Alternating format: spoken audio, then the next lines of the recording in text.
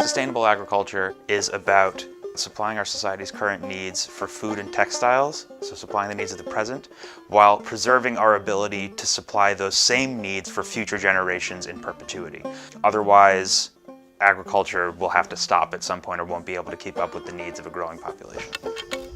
Enriching soil fertility, reducing water use, minimizing environmental impact, and minimizing the number of environmental pollutants that are put into the world.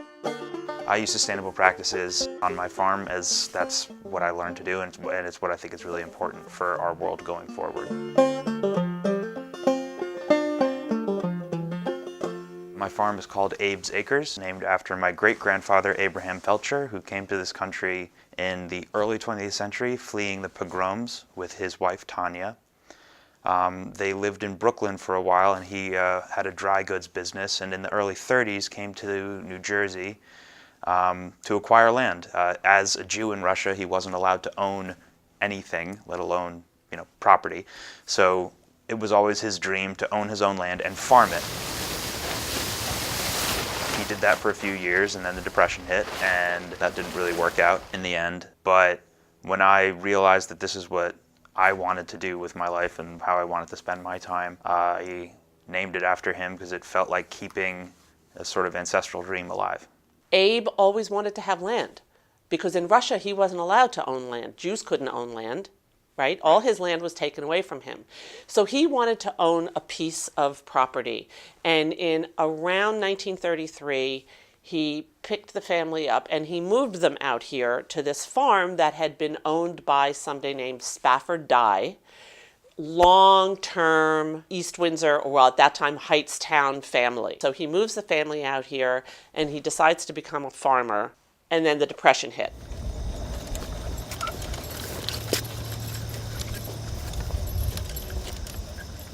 I use a number of techniques that are considered hallmarks of sustainable agriculture, among which are crop rotation, cover cropping for soil fertility management, drip irrigation, and integrated pest management.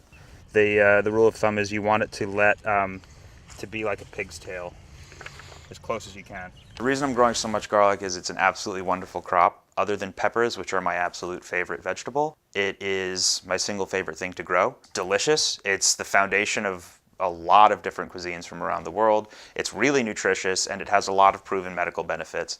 It's really fun to grow. It's fun to harvest. You carefully husband it through 9 months of growth to an eventual delicious end. One of the coolest things about what Gabe is doing is that he is putting nutrients back into the soil. He's building the soil as he's going on. It's a concerted effort to really take care of the land and to make it better each time.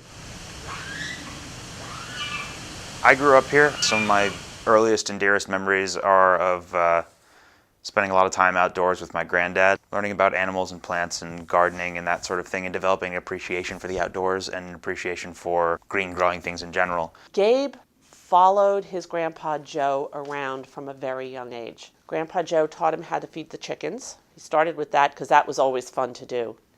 He taught him about weeding gardens and the difference between the weeds and the plants. He taught him how to drive a tractor, which was awesome for a young kid.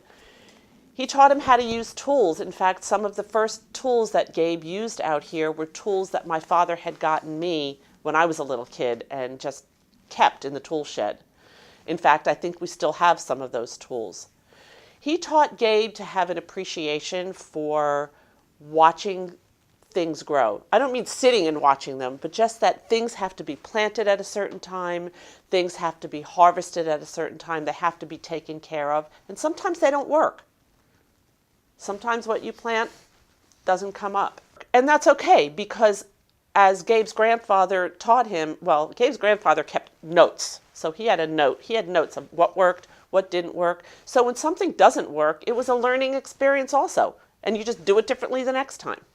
Normally this would be done on a larger scale farm with what's called a drop spreader, which is pulled behind a tractor. And what I just did with the wheelbarrow would have been done with a manure spreader, which is another powered implement. It's really meaningful to me that I have found a path that fits with that, farming in general, and that I can do it in a place that means so much to me. Because this has been, the center of my life and of my family's life for much, much longer than I've been alive. And it's really, I think my grandpa Joe would be very happy with what I'm doing here. This farm has an amazing history because it started out with my grandfather, Abe Felcher, and grandmother, Tanya Felcher, deciding that they needed to come from Brooklyn to live here because he wanted to be a man of the land. He wanted to have his own property. So it went from my grandpa Abe to someone they rented it to for a while, to my parents, Rebecca and Joseph. This is where I grew up, so we're talking on close to 60 years of living at the farm. And now it's gone to Gabe, because Gabe, my son, is bringing farming back to the farm. I developed, from a very early age, a true and deep and abiding love for nature in general and this land in particular. And it matters to me that I steward the land in a way that's treating it with the appropriate respect, if you understand what I mean. I want to treat it as well as it's treated me and preserve it and steward it, like I said, for the next generation. Because I won't be here forever, but the land will.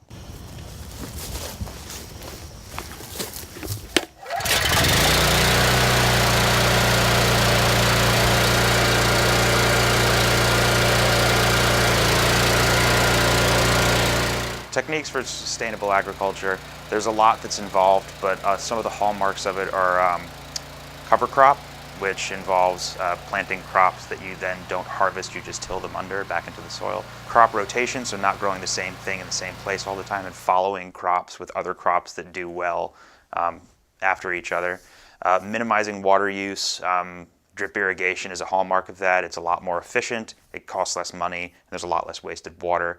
And integrated pest management, which is a style of managing pests that uses multiple different sources and tries to keep the number of pests below the point where it's actually affecting yields without eliminating large parts of the food chain and the food web. When I grew up, the front field was potatoes, alternating with winter rye and soybeans, and the back field was the same thing, and they would just switch them around, except for the part that we grew, which was a gigantic garden, and then a whole front field of corn that we would sell at the corner. I have no idea what kinds of pesticides were used then. I really don't. I wasn't aware of that. I would go out and, dig up potatoes, and we would grill them and eat them. So now Gabe is here farming, and he's got an approach that's very different from what I think was going on here in the past. Gabe is using no pesticides. He's involved in sustainable farming, and that's important for all of the people he's growing for, because I think we do need to know where our food is coming from. And it's really important for us. And one of the things that we're very proud of is that this land is being stewarded in a way that is attending to the environment and growing what we're calling, clean food, clean produce, no pesticides. It's important for us. Off the top of my head this year, my crop list included tomatoes, beets, carrots, peppers, eggplant, a whole bunch of different herbs, radishes, chard, garlic. I'm sure I'm forgetting something. Ultimately, I want to be growing quite a few more crops than that, but when I started out this year, I made a list of all the crops I wanted to grow and then cut it by like 60% and then said that is probably what I'll be able to handle, and even that was probably a little much, but biting off more than one can chew is kind of par for the course in terms of small-scale organic agriculture. It's a long family history, and now my son has brought it back, and he's named his farm ABE'S Acres after his great-grandfather Abe, who started it all. So I'm really happy that Gabe has decided to take this path. I think it's incredible. And the fact that he's, after a couple of years of working at other organic, sustainable farms and really getting some experience under his belt, he's brought it back here and he's using those practices, and we couldn't be happier. Fine. Like, again, totally like, fine, do you yeah. think that it's going to be a catastrophe if you say, like, I don't like that place that you like? But it's all been a learning experience, and all the growers I know have told me and understand that it never stops being a learning experience. You're always trying new things. Some things work, some things don't. That's kind of the nature of agriculture. You kind of have to roll with the punches and manage the risk as it comes to you. Gabe is an astonishment to me and to the rest of the family, I think. He came in here with the goal of starting a farm again, and he has brought life back to this place. And we couldn't be prouder of him. He's dedicated, he's hardworking, he grows great eggs, he grows great produce. He's personable. I watch him at his farmer's market. I watch him interact with people, and I couldn't be prouder.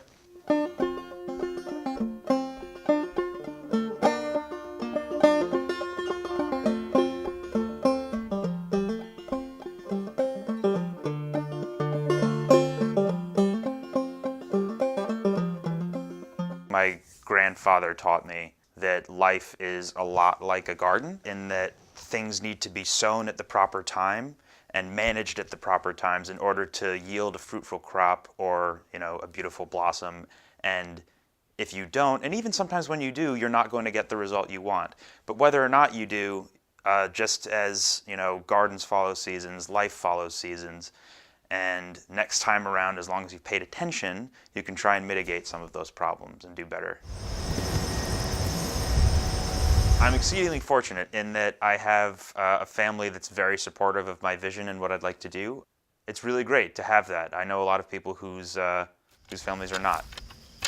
My uncle, my cousins, my mom, the whole family have been really supportive, not only just emotionally, but with their time. A lot of people have helped out in this first season, and I don't think I would have been able to accomplish as much as I have without them. I honestly think I couldn't be happier with where I am in life and where I am physically and what I'm doing. I grew up here, and not everybody has the privilege of coming to the most special place in their heart every day and making a living out of it. I spend all my days outdoors. I'm growing things. I'm building stuff. I eat delicious food, and I'm keeping an intergenerational dream alive. My great-grandfather came to this country wanting to farm. My grandfather sort of continued that dream when he came back from the Second World War and inculcated me with a love of green growing things and animals and plant life. And I am happy to be carrying that forwards and serving my community.